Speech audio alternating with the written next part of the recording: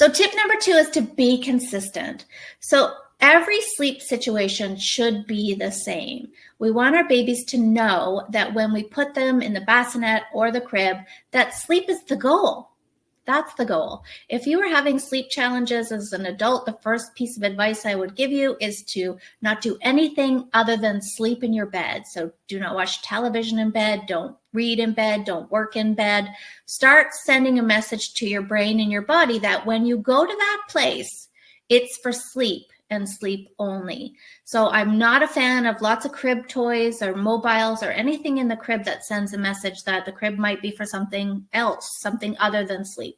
We want this baby sleeping in the same place every time, naps and nights. So we want it to be the same time. I'm going to talk about schedules next because they are really important. Your baby has an awake window threshold, and once we find it, it makes getting them to sleep so much easier. So we want it to be at the same time every day. We want it to be in the same place every day, same atmosphere. So light level needs to be the same, and temperature, all of those important things that make sleep easier. And the same routine leading up.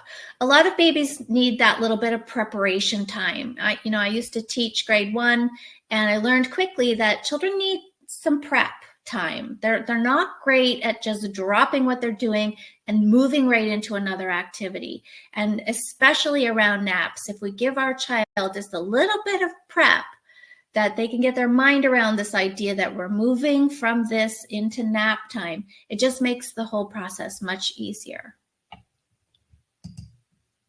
So Sophia says she started this program when she had a 7-week-old, and we're going to talk about that a little later in the webinar about what we can do for really little ones.